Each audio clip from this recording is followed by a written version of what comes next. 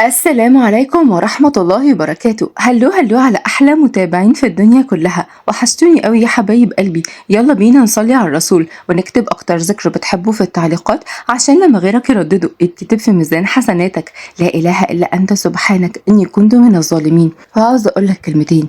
الجيل ده بقى عبقري جدا جدا في إخفاء ذنوبه، متصفح خفي، حسابات وهمية، سجل مشاهدات مقفول، صور بتختفي، رسائل بتتمسح تلقائي، لكن محدش عارف يخترع وضع خفي أبدا يستخبى فيه من نظرة ربنا ليه. ودي الحقيقة اللي الناس كتيرة هربانة منها. انت ممكن تخدع أهلك، صحابك، صورتك قدام الناس، لكن عمرك ما هتعرف تخدع رب السماء أبدا.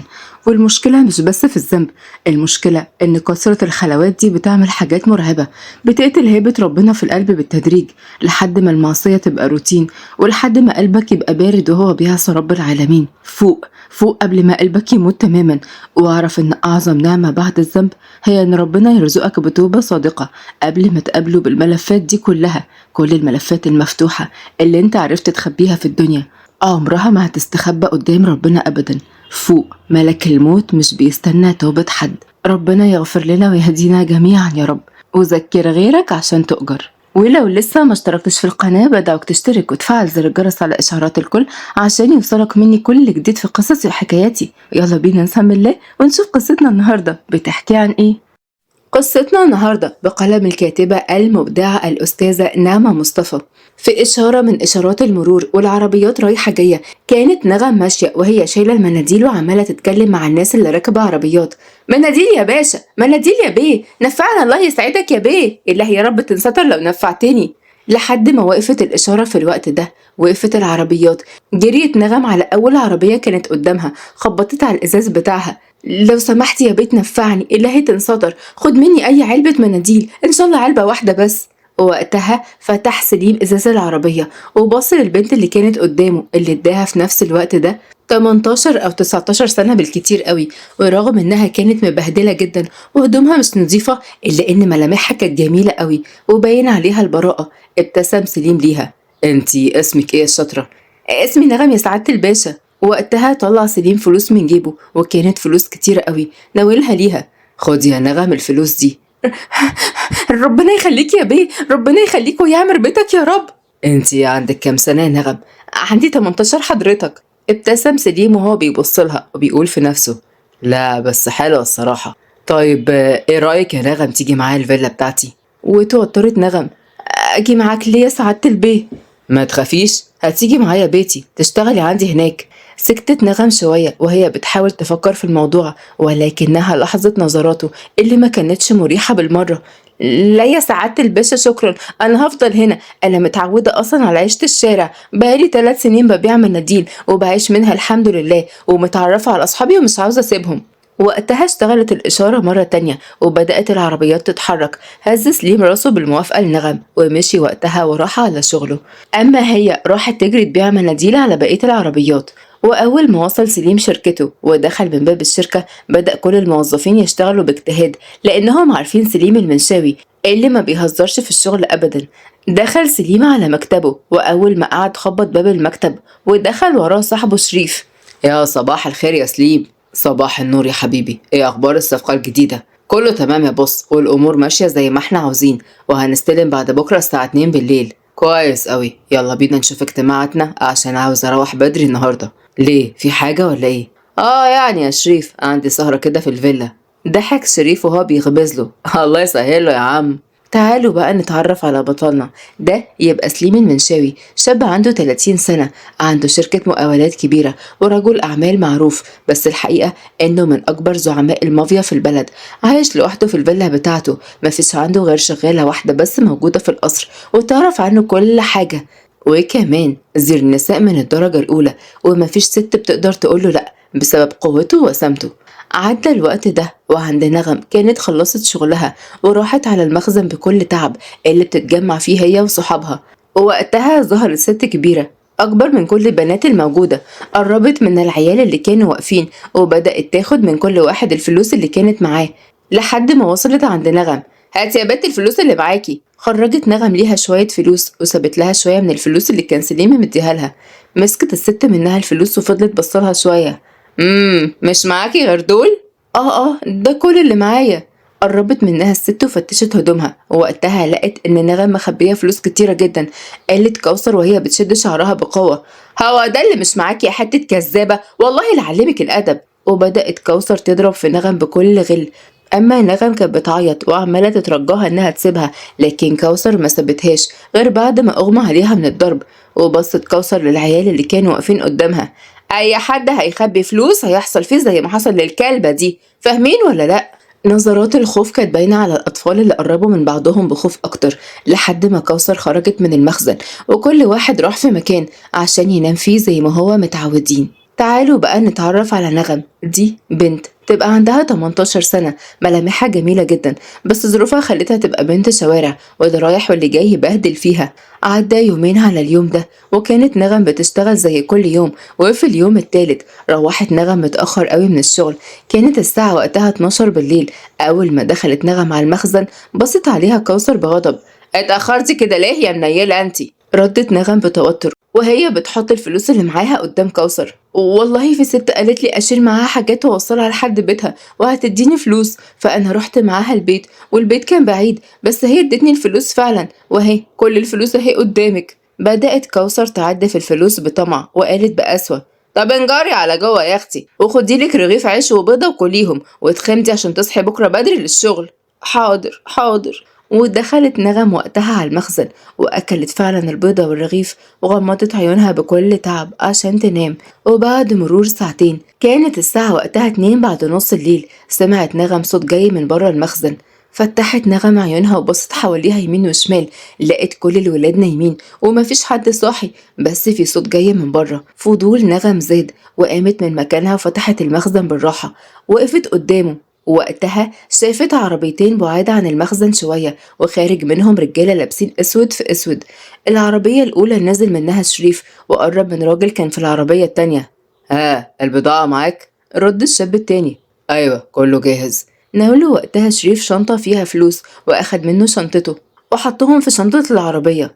واتكلم شريف: ده هيبقى مكان التسليم بتاع كل مرة، تمام؟ أهو مكان جديد ومش معروف. تمام يا باشا، ماشي. ووقتها لف شريف وشه وكان لسه هيركب العربية ويمشي، بس اتفاجئ لما لقى بنت واقفة وشايفة كل اللي بيتم قدامها ده. اتوترت نغم جدا لما شافته بص عليها، وكانت هتجري وتدخل المخزن، ولكن شريف اتكلم بسرعة وقال للشابين اللي كانوا معاه: هاتوها بسرعة. جريت نغم، ولكن الشباب كانوا أسرع منها. واحد منهم شالها بسرعة وكتم بقها وركبها العربية، ولكن لما فضلت تصرخ أكتر وأكتر ضربها الشاب على دماغها ضربة قوية خلاها يغمى عليها. وعدى الوقت ومشوا كلهم، وبعد شوية وصلوا عند فيلة سليم. وأول ما نزل شريف ودخل على الفيلا لقى سليم قاعد في الصالون وفي إيده كاس بيشرب فيه. واتكلم سليم: طمني، إيه اللي حصل يا شريف؟ كله تمام، واخدنا البضاعة وسلمنا الفلوس ليهم، والمكان كان كويس قوي، واهو بعيد عن عيون الناس والحكومة لأنه مكان شعبي. طيب كويس قوي، روح انت بقى يا شريف واشوفك بكرة في الشركة. وتوتر شريف: بس في حاجة حصلت كده انت لازم تعرفها. ايه اللي حصل؟ قول. في بنت كانت واقفة بعيدة عننا وقت التسليم ومحدش كان واخد باله منها، وسمعت وشافت كل حاجة حصلت. وازاي ما جبتهاش يا بني آدم؟ دي ممكن تودينا في 60 داهية يا غبي. جبتها. وكمل شريف وهو بيبص لوراه: اسلام، يا اسلام. دخل اسلام وقتها، واللي كان بودي جارد من الاتنين اللي كانوا مع شريف، وقرب منهم وهو شايل نغم وحاططها على الكنبة قدامهم. كانت متخدرة خالص وشبه نايمة بعد ما ضربها.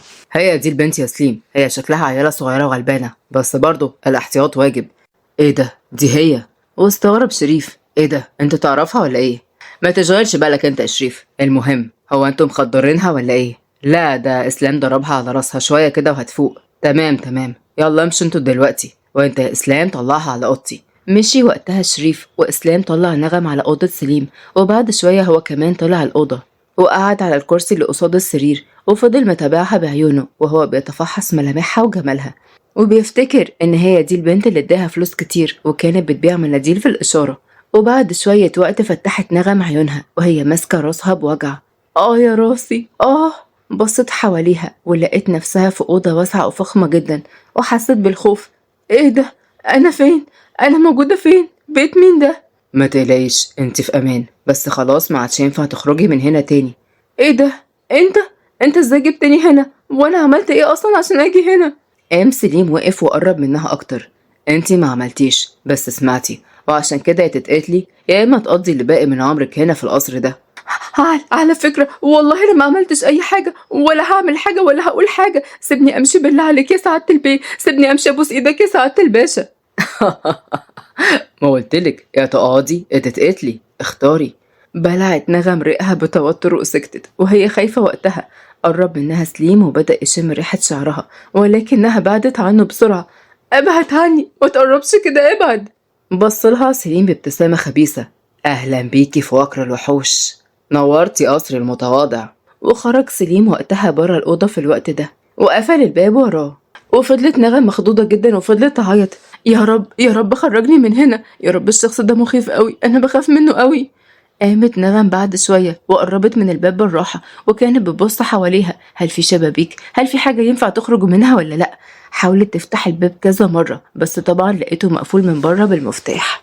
نفخت نغم بضيق وراحت قعدت على السرير مرة تانية، ولكن وقتها لاحظت طبق الفاكهة الكبير اللي كان موجود على الترابيزة اللي قدامها. قامت نغم وأخدت الطبق وقعدت على السرير وهي بتقول بفرحة: الله، أنا ما كنتش بشوف الحاجات دي خالص غير وهي بتتباع عند الفكهاني. يلا بسم الله. وبدأت نغم تاكل من كل الفاكهة الموجودة في الطبق. كانت بتاكل باستمتاع ونسيت خوفها لوقت طويل، وبعد ما أكلت وشبعت نامت على نفسها من غير ما تحس. عدى اليوم وتاني يوم الصبح فتح سليم الباب على نغم، وهي أول ما سمعت صوت الباب بيتفتح اتخضت وقامت تجري بسرعة. بص عليها سليم وعلى الطبق اللي كان فيه قش الفاكهة قدامها. قالت هي بخوف واضح: أنا آسفة والله، أنا بس كنت جعانة ولقيت ده عشان كده أنا أكلته، أنا آسفة بجد. قومي يلا عشان تنزلي معايا على تحت. هنروح فين؟ بطلي أسئلة كتير ويلا بينا. قامت نغم وهي مخضوضة ونزلت مع سليم على تحت. وقتها لقت ست كبيرة واقفة قدام السفرة اللي كان عليها أطباق الفطار. الفطار أهو يا سليم يا ابني. ماشي يا دادا، بصي دي نغم هتساعدك في البيت، عاوزك تنضفيها كده وتبعتي تجيبي شوية لبس وخلي عينك عليها وفهميها كل حاجة دايرة في البيت، تمام؟ حاضر يا سليم بيه، عيوني الاتنين. قعد سليم علشان يفطر، أما فاطمة بصت لنغم: تعالي معايا يا نغم يا بنتي. مشيت نغم مع فاطمة وهي مش فاهمة أي حاجة. وقتها فاطمة أخدتها وخلتها تاخد شاور ولبستها لبس نظيف وظبطت لها شعرها وأخدتها معاها على المطبخ عشان يعملوا الغدا سوا. بصي بقى يا نغم يا بنتي، سليم بيه بيحب الأكل الصحي، يعني اللي ما فيهوش زيوت ولا دهون، مش بيحب الأسئلة الكتير. أي حاجة تحصل في البيت هنا كأنها ما حصلتش أبدا، فهماني؟ ردت نغم وعيونها مليانة بالدموع. أنا عاوزة أمشي من هنا لو سمحتي، إلهي تنصدري مشيني من هنا. بصت فاطمة باستغراب: أنا حاسة إن انتي وراكي حكاية كبيرة، قوليلي يا بنتي انتي إيه اللي جابك هنا؟ حكت لها وقتها نغم على كل حاجة من وقت ما قابلت سليم في الإشارة ومن أول لحظة لحد اللي هي فيه دلوقتي. بصي يا نغم اوعي تقولي الكلام ده لحد تاني غيري، أحسن سليم بيقتلك، فاهمة ولا لأ؟ إيه ده، هو كمان قتل قتلة ولا إيه؟ يا بنتي طالما دخلتي وكر الوحوش يبقى اللي تشوفيه مالكيش دعوة بيه نهائي. هو فعلا بيتاجر في الممنوعات، بس إياكي تنطقي بحرف واحد، فاهمة يا بنتي؟ أنا خايفة عليكي. حاضر حاضر والله يا دادا، بس هو مفيش أمل خالص إن أنا أمشي من هنا أو أهرب حتى. بصراحة يا بنتي مش عاوزة أكذب عليكي، لا مفيش أي أمل. أنا بشتغل هنا بقالي 20 سنة، من وقت ما سليم بيه كان 7 سنين، ومن وقت ما عرفت حياته التانية واللي بيعمله، وأنا عارفة إن لو اتكلمت هموت. وطبعا هو بيثق فيا عشان أنا اللي مربياه، بس برضه مش بيخليني أخرج برا القصر ده نهائي. هزت نغم راسها بيأس وهي بتدعي ربنا إنه يخلصها من اللي هي فيه ده. وعدى الوقت وكان سليم خلص شغله وروح على البيت. أول ما وصل طلع على أوضته على طول عشان يغير هدومه وطلب من فاطمة تحضر له الغدا. وفي المطبخ كانت فاطمة واقفة بتجهز الغدا لسليم وكانت نغم واقفة جنبها، لكن في الوقت دوت رن جرس الباب بتاع الفيلا. روحي يا نغم افتحي الباب وشوفي مين. حاضر يا ست فاطمة. ومشيت نغم راحت فتحت الباب، ووقتها لقت بادي جارد من اللي شغالين عند سليم واقف قدامها. الظرف ده جاي لسليم بيه، روحي وديهوله. هزت نغم راسها بالموافقة وأخدت الظرف، قفلت الباب وطلعت على أوضة سليم. في الوقت ده خبطت كذا خبطة على الأوضة بس مجالهاش أي رد. فتحت نغم الأوضة باستغراب ودخلت جوه وهي بتدور بعيونها على سليم، لكن مرة واحدة لقيت نفسها في حضن سليم اللي كان عارس صدره وجه من ظهرها ومفيش غير فوطة بس حوالين وسطه كان لاففها، وقطرات المية بتتساقط من على شعره ونازلة على جسمه. اتخضت نغم جدا وحاولت انها تبعد عنه. ابعد عني لو سمحت. احلويتي اوي يا نغم، اللبس القديم وتراب الشارع كان مداري جمالك. قال الكلام ده وهو قريب منها جدا، وبعد كده طبع سليم قبلة بسيطة على خدها. وقتها النغم خافت جدا وبدأت تعيط بشدة. ابعد عني بالله عليك، ابعد عني أرجوك. استغرب وقتها سليم جدا واتحرك وبعد عنها لما لقاها في الحالة دي. اهدي طيب اهدي خلاص، انت كنت جاية هنا ليه؟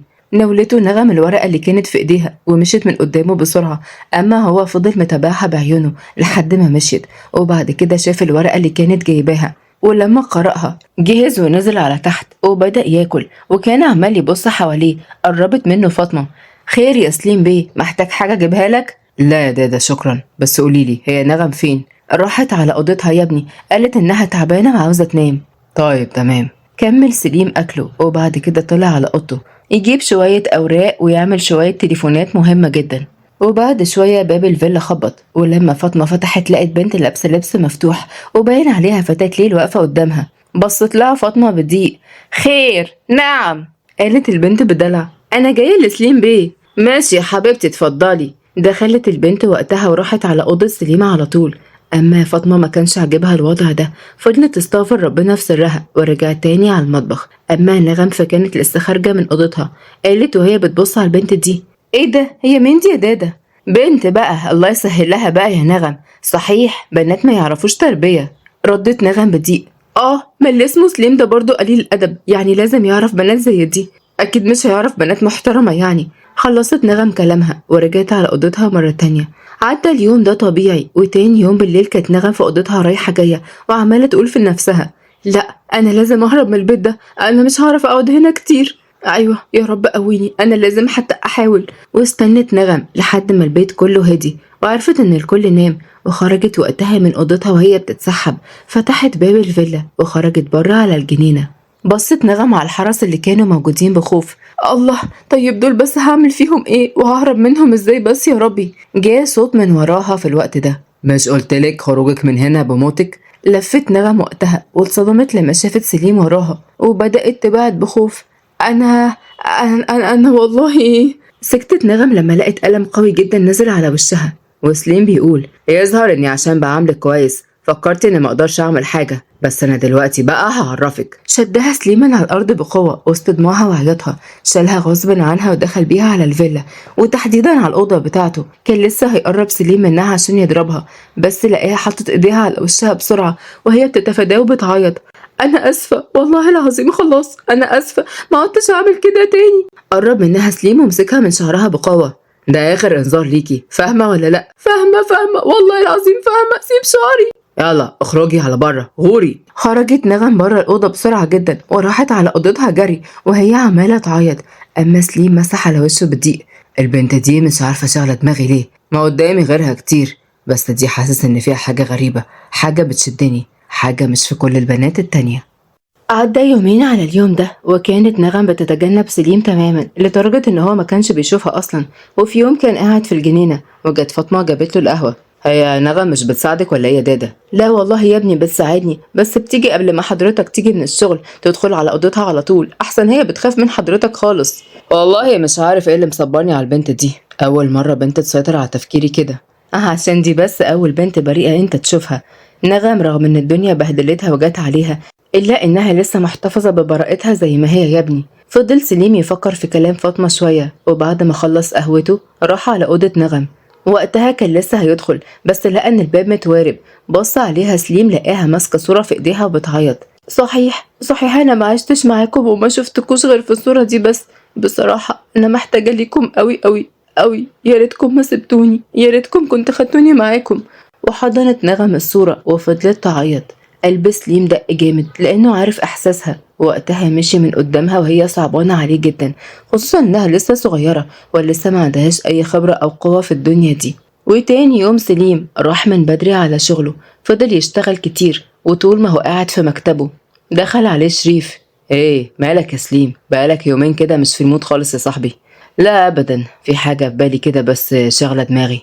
ايه قولي، في مشكلة في الشغل ولا ايه؟ لا ما تشغلش بالك انت، ها قولي اللي عندك. وقعدوا هما الاتنين يتكلموا في الشغل، وبعد شوية دخلت السكرتيرة بتاعته اللي كانت دايما سليم بيحاول ان هو يعكسها، وكانت دايما بتتجاوب معاه. واول ما دخلت ومعاها شوية ملفات كتير. ايه يا سليم بيه، مالك كده؟ ايه اللي شغلك عننا؟ بص لها بصرامة. عايزة حاجة يا منى؟ لا ابدا، انا بس كنت بطمن عليك. اسمها بطمن على حضرتك، وانا كويس جدا. اتفضلي، هبقى كويس اكتر لما تروحي تشوفي شغلك. استغربت جدا من طريقته دي وخافت منه وطلعت جارية على بره. وعدى الوقت، دخل سليم من بره وناداها على فاطمة.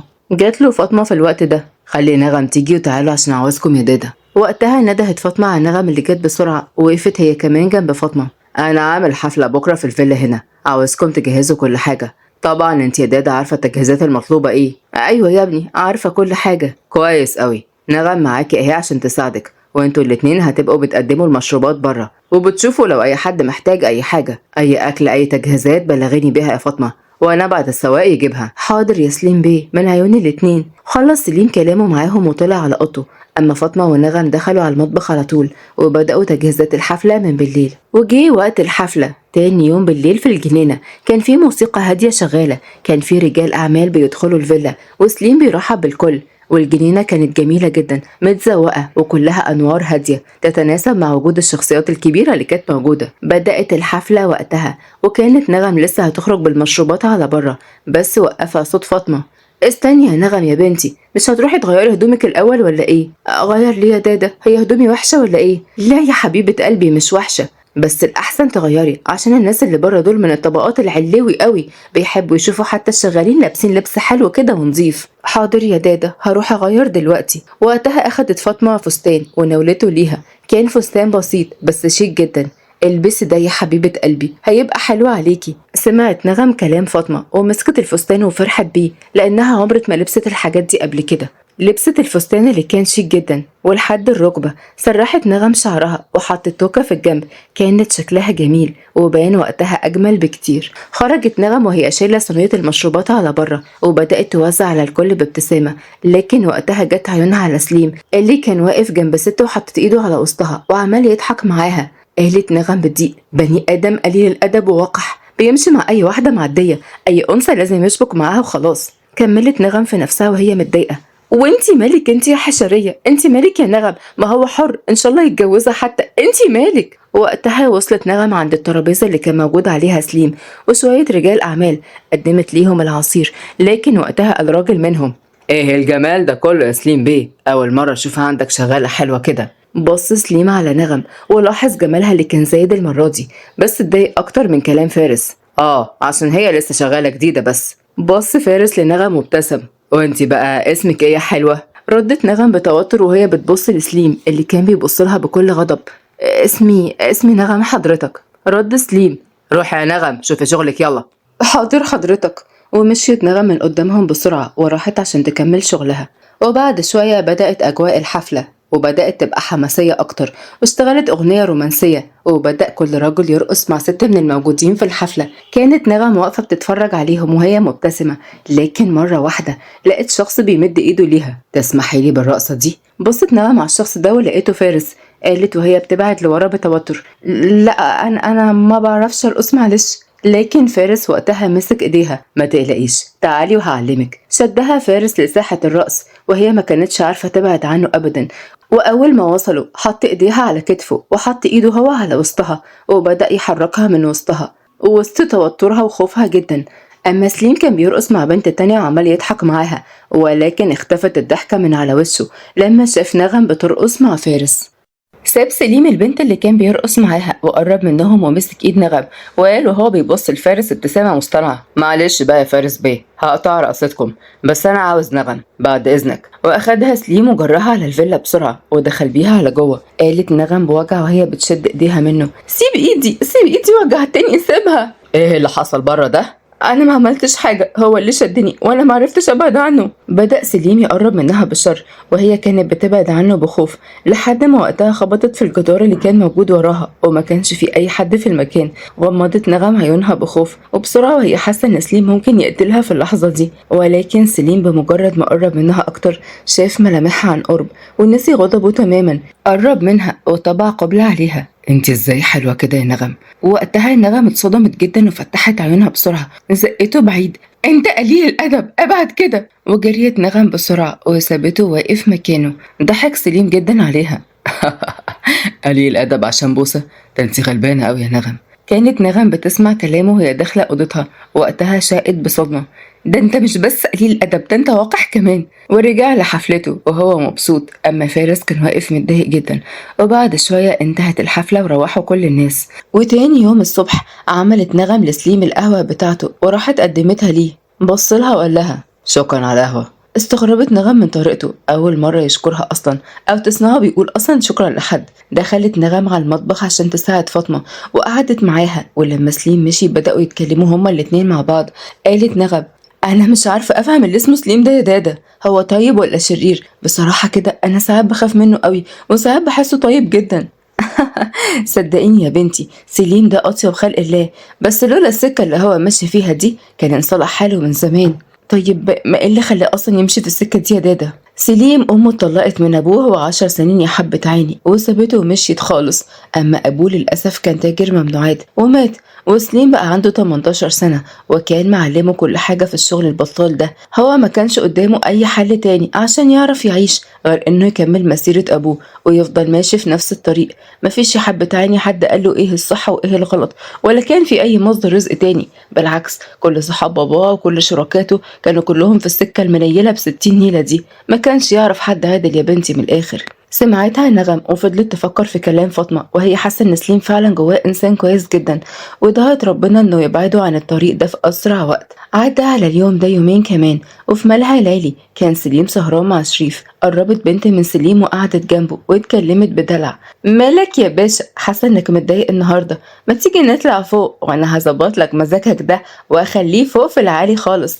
ولا انت ايه رأيك بقى يا باشا البشوات؟ بص لها سليم بقرف. قومي من هنا. استغربت البنت. قلتلك قومي. قامت البنت بغضب ومشيت من قدامه، واول ما مشيت البنت بص شريف على سليم وقال له مالك بس يا صاحبي، ما عدتش بتسهر ولا تنبسط ليه زي الاول؟ سليم بضيق مش عارف يا شريف، بس انا ما عدتش عاوز اقرب من اي بنت بصراحة. لا لا لا، الحوار كده في حب حقيقي بقى. لا مش للدرجات دي يعني، اكيد سليم مش هيقع بالسرعة دي. احكي لي بس وقولي مين هي البنت الحلوة دي؟ وقتها سليم بدأ يحكي لشريف على نغم ويحكي له على الإحساس اللي بيحسه أول ما بيشوفها، وقد إيه بيحس إنها بريئة ونقية، ومن جواه حاسس إن هو خايف عليها ومش عاوز حتى يقرب لها. وابتسم شريف. شكلك وقعت يا باص ومحدش سمع عليك، هي صغيرة عليك بس عادي ربيها على إيدك. لا لا يا عم، ده مجرد إعجابه بس عشان حسيت إنها مختلفة مش أكتر يعني. ماشي طالما انت شايف كده يبقى تمام. ومشوا هما الاتنين بعد شوية وروح سليم على الفيلا، وأول ما وصل راح على أوضة نغم فتحها بالراحة ودخل. وقتها كانت نغم في نوم عميق. ابتسم سليم وهو بيبص عليها وكان لسه هيقرب منها، بس خرج وقتها عشان هي ما تصحاش وراح على أوضته غير هدومه وعمل شوية تليفونات، ولكن كل شوية مش قادر يسيطر إن صورتها كل شوية بتحضر في ذهنه. وتاني يوم بالليل كان سليم وشريف عندهم تسليم بضاعة، وكان سليم وشريف قاعدين في العربية بالليل والوقت متأخر. قال سليم بضيق وهو بيبص في ساعته هم اتأخروا كده ليه يا شريف؟ مش عارف يا سليم، بس أنا متصل بيهم وقالوا لي خلاص على وصول أهم. في نفس الوقت ده قرب من سليم وشريف حوالي 5 عربيات، واستغرب سليم من كم العربيات دي، ونزل هو وشريف والبادي جاردين اللي كانوا معاهم. وقفت أول عربية ونزل منها 4 رجالة سلموا على سليم وشريف وقالوا الفلوس جاهزة؟ رد سليم وهو بيناولهم شنطة الفلوس. أيوة الفلوس أهي، هاتوا البضاعة بقى. وقتها طلع الراجل ليهم شنطة، وأول ما شريف فتحها وبص فيها قال وهو بيبص لسليم البضاعة دي مغشوشة يا سليم. أما سليم اتعصب جدا. فينا من كده يا رجالة، احنا عاوزين الفلوس والبضاعة دي ما تلزمناش. مين قال اني هوافق اديكوا الفلوس مرة تانية يا سليم باشا؟ دي حتى لو انقلبت مجزرة محدش واخد حاجة. قال سليم بتهديد.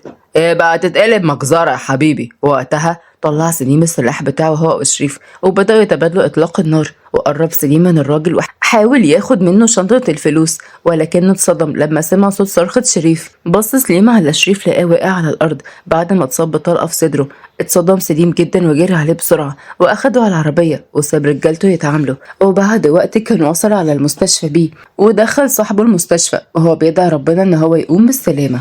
بعد ساعتين وسليم منتظر حد يطمنه، خرج الدكتور من غرفة العمليات وقرب من سليم اللي كان قاعد وباين عليه التوتر وقف سليم وجري عليه. خير يا دكتور، طمني. احنا حاولنا نعمل كل اللي علينا والله، بس الرصاصة كانت في القلب وده مكان حرج جدا، وللأسف الحالة توفت في الحال. اتصدم سليم ومسك الدكتور من هدومه بعصبية. لا ازاي؟ ما ينفعش تقول ان هو مات. بص عليه تاني كويس، انا صاحبي كويس. يا فندم اهدى، البقاء لله، لا حول ولا قوة الا بالله. وقتها سليم تراجع، كان أول مرة يحس بالضعف ده من مدة طويلة جدا. قعد سليم على الأرض ونزلت دموعه وهو مش حاسس. بكى بشدة على صاحب عمرو، فهو عمرو ما فرقه أبدا. وبعد ما أخد التصاريح بتاعة الدفن ودفن صاحبه بإيديه، قعد يبكي كتير عند المقابر. وعداه يومين على اليوم ده، وعمل له عزا، وعرف الرجالة اللي قتلوه واللي كانوا السبب في موت شريف، وخلى رجالته أعمل لهم كمين وهما بيسلموا البضاعة، وبلغوا عليهم البوليس واتقبض عليهم كلهم. وهو حاسس ان هو دلوقتي بيرد جميل واحد بس من جمايل صاحبه عليه. رجع سليم اليوم ده وهو تعبان جدا. قعد سليم في اوضته وخبط الباب. دخلت نغم اللي قربت منه. على فكرة بقى، انا مش بشوفك بتاكل خالص بقالك يومين، انت كده هتتعب جدا. مش عاوز اكل اي حاجة، سيبيني لوحدي واطلعي بره. قربت نغم وقعدت قدامه. اتكلم واحكي، انا سامعاك، انما الحاله اللي انت فيها دي تتعبك اكتر. كل كام يوم بتيجي ما بتاكلش اي حاجه، ما بتتكلمش مع اي حد. رد سليم بوجع والدموع ماليه عيونه. ما كانش ليا غيره، هو كان صاحبي الوحيد وكان كل اهلي. الدنيا استكترته عليا زي ما استكترت عليا كل حاجة. طيب ما يمكن ده اختبار من ربنا، وانت اكيد قد الاختبار ده، وبرضه رساله انك تبعد عن الطريق الوحش ده. انت عارف، انا ابويا وامي ماتوا زمان، مش عارفه مين اللي مربيني، بس لما صحيت لقيت نفسي في الشارع، والست اللي بتسرحنا دي بتاخد كل فلوسنا وبتضربنا وبتجوعنا، ومع ذلك كان قدامي 1000 فرصه ان انا امشي واسيبها وامشي في طريق حرام، بس انا ما اخترتش كده. كنت بشتغل وبتعب وبنام على الارض، حتى في الشتا كانت بتشغلنا في عز التلج بهدوم خفيفه مقطعه عادي، ما كانش هممها اي حاجه، وهي بتاكل وبتشرب وبتلبس احسن لبس، وكان ممنوع ان احنا ناخد الفلوس اللي في ايدينا دي نشتري بيها اي حاجه لينا، لا كان لازم نسلمها لها. انا مش بقولك حاجه، انا بقولك الحمد لله انت حياتك كويسه جدا، انت مش محتاج تروح للحرام، انت شخص متعلم وعندك شركه وعندك عربيه وعندك بيت كبير، بس لو كل ده من حرام صدقني مش هترتاح في الاخر. على الاقل انا كنت بكسب لقمتي بعرق جبيني، وكنت بتعب وبشتغل، اي نعم باخد في الاخر رغيف وبيضة بس لحد تاني يوم، بس كنت مستريحة مش حاسة بتأنيب ضمير ولا اي حاجة. كان نفسي في يوم من الايام ابويا وامي يبقوا جنبي، كانوا يبقوا موجودين على الاقل يحموني من قرف الشارع وبهدلته ومن اللي بيعاكس واللي بيمد ايده، بس الحمد لله من جوايا كنت بقاوم بكل حاجه. كفايه قوي ان كنت اخر الليل ادعي ربنا واقول يا رب الحقني، يا رب انجدني يا رب، والاقي ربنا فعلا بيسمع لي وبيسترها معايا. انت لازم تتغير يا سليم، سيب الطريق ده ارجوك. بص لها سليم جدا وسرح في كل الكلام اللي هي قالته، وقال فجاه انا بحبك قوي يا نغم، اوعديني انك هتفضلي جنبي، انتي اجمل بنت واطهر بنت شفتها في حياتي، خليكي جنبي بس وانا هتغير وهغير من نفسي على قد ما اقدر. اتصدمت نغم وقالت وهي بتشاور على نفسها، ايه بتحبني انا؟ ايوه بحبك انتي، لو ما كنتيش انتي تتحبي يا نغم مين بس اللي يتحب في الدنيا؟ ممكن تفضلي معايا؟ قلب نغم دق جامد جدا وهي بتسمع كلامه، ولكنها بدون تفكير، وبالرغم انها كانت بتخاف منه الا انها لقت نفسها بتقوله وانا موافقه يا سليم، موافقه ما بعدش عنك ابدا، بس غير طريقك ده. قرب منها سليم وحضنها جدا وقتها، وبدا يعيط في حضنها وكانه اخيرا لقى ملجأ ليه. فضلت نغم تطبطب عليه لحد ما راح في نوم عميق. بعديها اتأكدت ان هو نام، سابته وخرجت بره الأوضة. وعدها على اليوم ده 3 شهور، وسليم بدأ يتغير بالفعل. أطلق سراح نغم، ما بقتش إنها مجبرة إنها تعيش في البيت، ولكنها كانت بتعيش في البيت بس عشان تبقى موجودة فيه، هي اللي كانت حابة ده بإرادتها. وهي كمان في يوم طلبت منه إنها تروح لزمايلها اللي كانوا بيبيعوا معاها المناديل، راحت وكانت جايبة لهم هدايا كتير وحاجات حلوة، راحت وزارتهم. وجي سليم في يوم وقال لها انا عايزه اقولك على حاجه يا نغم، قوليلي لو ينفع ماشي. قولي يا سليم. انا عازمك انتي وصحابك كلهم اليوم ده على الملاهي. اتنططت هي من الفرحة وما بقتش مصدقة نفسها. واو بجد؟ انت بتتكلم بجد والله؟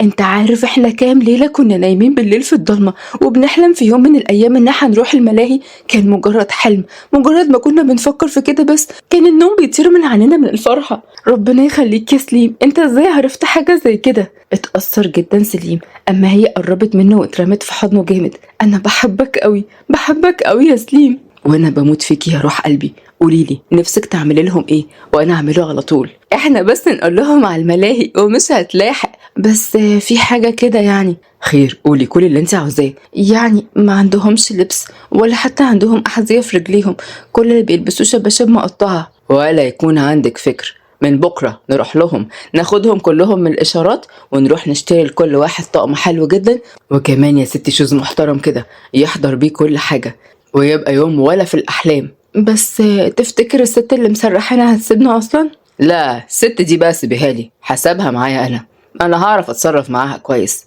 وفي اللحظة دي اتصل بالتليفون على واحد يعرفه. ايوه معالي الباشا، انا كنت عاوز ابلغ عن شويه اطفال صغيرين تقريبا مخطوفين من وهم صغيرين. الست اللي بتسرحهم بتخليهم يشحتوا في الاشارات ويبيعوا مناديل، وهم اصلا مش عارفين اهليهم فين. لا طلباتك اوامر يا سليم باشا، ادينا اسمها واسم الاشاره بتاعتها واحنا نتعامل مع الخبر ده. تمام يا فندم، هو ده العشم برضه، الف شكر. وقال له سليم على العنوان وعلى اسم الست. وتاني يوم بالفعل قبضوا على الست دي بتهمة انها بتتاجر بالولاد الصغيرين وانها خطفاهم، واخدوها في الاسم لحد ما يثبتوا عكس كده. اما سليم ونغم اخدوا الاولاد في عربية كبيرة وراحوا بالفعل اشتروا لهم هدوم حلوة جدا، وقضوا يوم جميل جدا في الملاهي يلعبوا ويتبسطوا، وكمان جاب لهم سندوتشات وعزمهم على حاجات حلوة ايس كريم كتير. وكانوا الاولاد مبسوطين جدا، ما كانوش مصدقين نفسهم فعلا. وكمان الضابط رحل الأولاد دول كلهم لدار رعاية للطفل اليتيم عشان يتعاملوا معاملة آدمية ويبطلوا يشحتوا في الشوارع ويقابلوا إهانة هم مش قدها، لا يلاقوا المسؤولية الكاملة ليهم ويتوفر لهم حياة كويسة حتى لو مش لاقيين أهاليهم، مع الإضافة بمواصفاتهم عشان لو في أي حد منهم مخطوف. وعدى على اليوم ده شهر، ونغم كل يوم بتحب فيه سليم أكتر من الأول.